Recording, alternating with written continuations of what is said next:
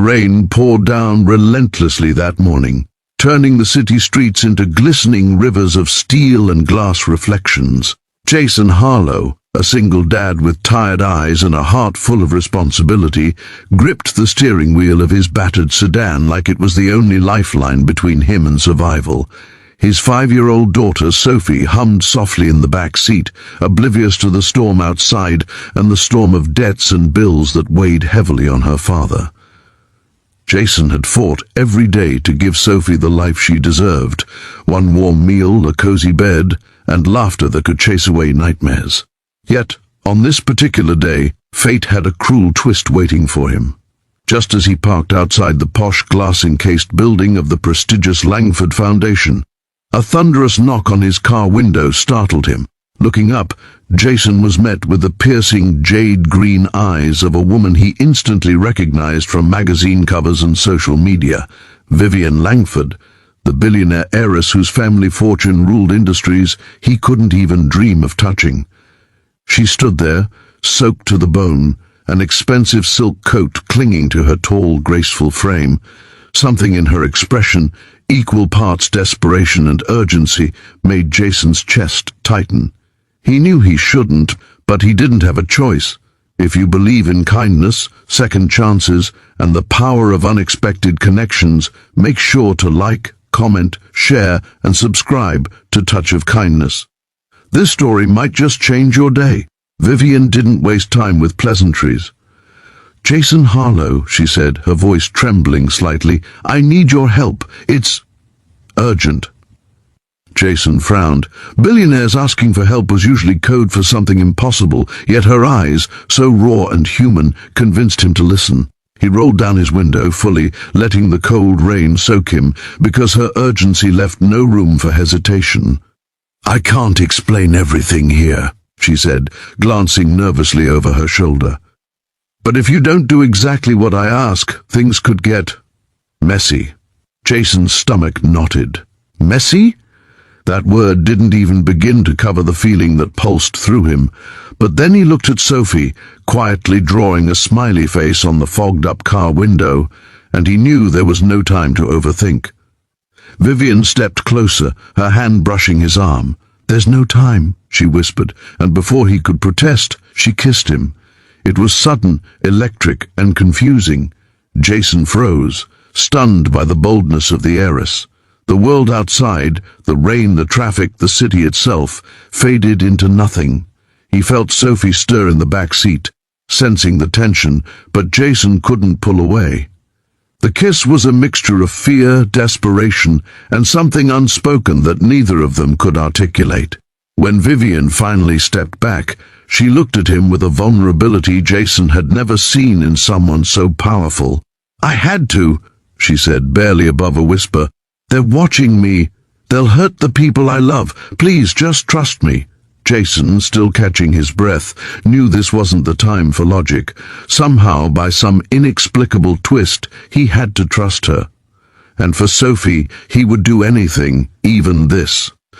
Jason followed Vivian into a sleek black SUV that smelled faintly of jasmine. The interior was warm, plush, and worlds apart from his own life of worn-out carpets and hand-me-down furniture. As they drove through the city, Vivian explained, her voice a mixture of fear and hope, that her father's company had enemies, people who wanted to control every asset and person connected to her family. She didn't know who she could trust. And in a strange, inexplicable way, she believed Jason, a man with nothing but his honesty and integrity, was the one person who could help her stay safe. At first, Jason felt the weight of the absurdity pressing down on him. Him, a mechanic and part-time delivery driver, responsible for keeping a billionaire alive. Yet every time he glanced at Vivian, something in her eyes, a haunting loneliness beneath the wealth and glamour, made his doubts shrink. He wasn't just helping her, he was protecting a human being, someone as fragile and scared as he had been when Sophie's mother left them. The first challenge came faster than he expected. They were followed almost immediately, black SUVs tailing them through the streets. Jason's driving skills, honed by years of dodging potholes, traffic, and every reckless commuter in the city, were put to the ultimate test. He weaved through tight alleys, barely making it through stoplights, while Vivienne clutched the seat, her usual composed demeanor replaced by raw terror. But even in that chaos, their brief hands touches and fleeting eye contacts spoke volumes. They were strangers, yet in those moments completely connected. Finally, they reached a secluded warehouse on the outskirts of the city, a place Jason knew only from rumors and late-night deliveries. Vivienne's expression softened as she glanced around, realizing they were safe for the moment. Exhausted, Jason sank against a crate, his body aching, mind racing. Vivienne knelt beside him, placing a hand on his shoulder, warm despite the lingering chill of rain. "You saved us," she said quietly. "You didn't have to, but you did." Jason shook his head. "I don't even know why I did. Maybe it's just, you reminded me of what matters. People over money, heart over fear." Vivienne looked at him, her green eyes glimmering, and for the first time Jason saw her not as the untouchable heiress, but as a woman who loved, feared, and dreamed just like anyone else. Over the next few days, as they hid from danger and worked to outmaneuver those who sought to harm her, Jason found himself opening up. He shared Sophie's quirks, the little moments that made life worth it, and even a fear he had long buried, that he would never be enough for his daughter. Vivienne listened without judgment, offering wisdom he hadn't expected from someone born into such privilege. Her world, full of glossy events and endless money, had cracks of loneliness and pressure that mirrored his struggles in ways he never imagined. Then came the moment that changed everything. One night, after weeks of hiding and planning, Vivienne found herself cornered by a man who had been following them. Jason had distracted the man, but in the chaos, Vivienne was at risk. Without thinking, Jason pulled her close and kissed her, not out of obligation this time, but because he couldn't contain the flood of emotion any longer. It was desperate, passionate, protective, and honest. When they broke apart, Vivienne didn't recoil. Instead, she rested her forehead against his, tears mingling with the rain on her cheeks. "Jason, I never thought I could feel this safe with anyone," she whispered.